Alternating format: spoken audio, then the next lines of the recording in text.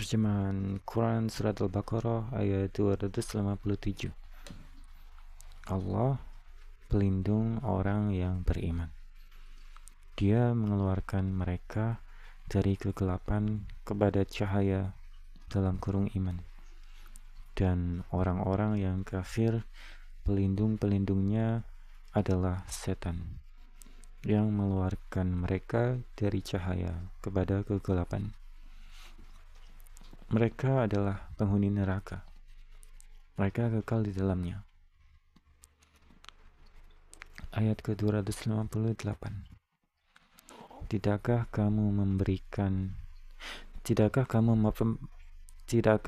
memperhatikan orang yang mendebat Ibrahim mengenai Tuhannya, karena Allah telah memberinya kerajaan dalam kurung kekuasaan, ketika Ibrahim berkata, Tuhanku ialah yang menghidupkan dan mematikan. Dia berkata, aku pun dapat menghidupkan dan mematikan. Ibrahim berkata, Allah menerbitkan matahari dari timur, maka terbitlah ia dari barat. Maka terbitkanlah ia dari barat. Maka bingunglah orang yang kafir itu. Allah tidak memberi petunjuk kepada orang-orang yang zalim.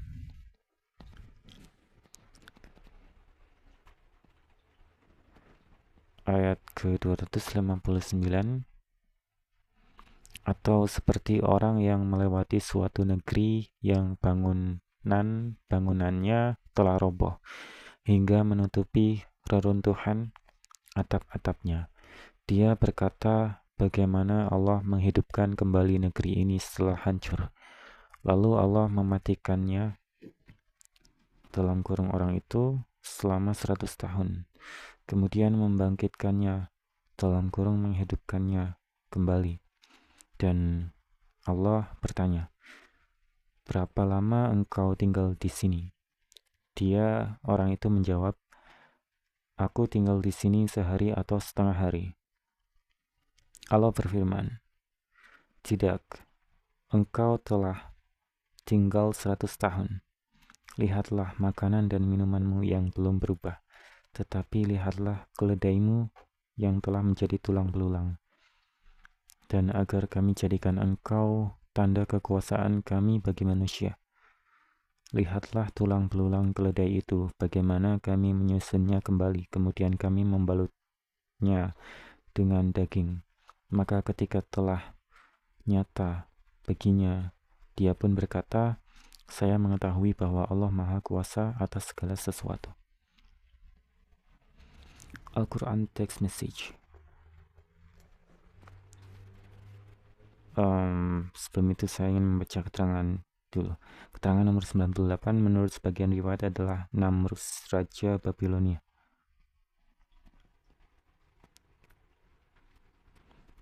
Yang dibicarakan tadi di ayat ke-258, yang dia berkata, aku pun dapat menghidupkan dan mematikan. Kemudian keterangan nomor 99, menghidupkan ialah membiarkan hidup, dan yang dimaksud dengan mematikan ialah membunuh.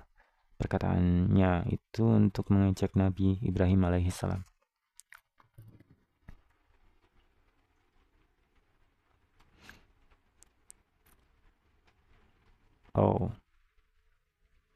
Maksud dari keterangan nomor 98 yang tadi itu adalah tentang ini. Ternyata, tidakkah kamu memperhatikan orang yang mendapat Ibrahim mengenai Tuhannya? Berarti yang dibicarakan adalah Namrus, Raja Babilonia. Namun keterangan untuk nomor 99 itu yang tentang aku pun dapat menghidupkan dan mematikan. Ya. Menghidupkan ialah membiarkan hidup. Dan yang dimaksud dengan mematikan ialah membunuh. Ya, perkataannya itu untuk mengejek Nabi Ibrahim alaihissalam. Baiklah. ayat ke-260. Dan ingatlah ketika Ibrahim berkata. Dan ingatlah ketika Ibrahim berkata, "Ya Tuhanku, perlihatkanlah kepadaku bagaimana Engkau menghidupkan orang mati." Allah berfirman, "Belum percayakah engkau?" Dia Ibrahim menjawab, "Aku percaya, aku percaya. Tetapi agar hatiku tenang, dalam kurung mantap." Dia Allah berfirman, "Kalau begitu ambillah 4 ekor burung. Lalu cincanglah olehmu, kemudian letakkan di atas masing-masing bukit satu bagian. Kemudian panggillah mereka. Niscaya mereka datang kepadamu dengan segera. Ketahuilah bahwa Allah Maha Perkasa, Maha Bijaksana." Ayat ke-261. Perumpamaan orang yang menginfakkan hartanya di jalan Allah seperti sebutir biji yang menumbuhkan 7 tangkai. Pada setiap tangkai ada 100 biji. Allah melipat gandakan bagi siapa yang Dia kehendaki, dan Allah Maha luas, Maha mengetahui. Ayat ke-262. Orang yang menginfakkan hartanya di jalan Allah, kemudian tidak mengiringi apa yang dia infakkan itu dengan menyebut-nyebutnya dan menyakiti perasaan penerima, mereka memperoleh pahala di sisi Tuhan mereka. Tidak ada rasa takut pada mereka dan mereka tidak bersedih hati. 263. Perkataan yang baik dan pemberian maaf lebih baik daripada sedekah yang diiringi tindakan yang menyakiti. Allah Maha Kaya, Maha Penyantun. Keterangan nomor 100. Perkataan yang baik menolak dengan cara yang baik, dan pemberian maaf ialah memaafkan tingkah laku yang kurang sopan dari peminta. Ayat ke-264.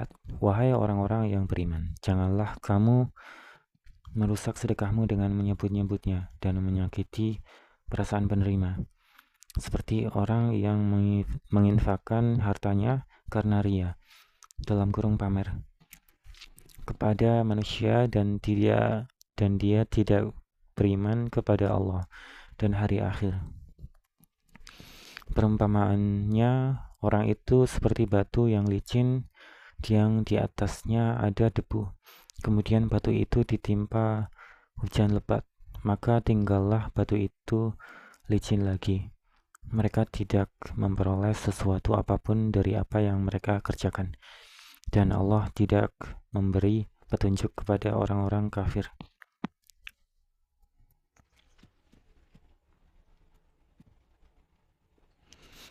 Al-Quran Text Message.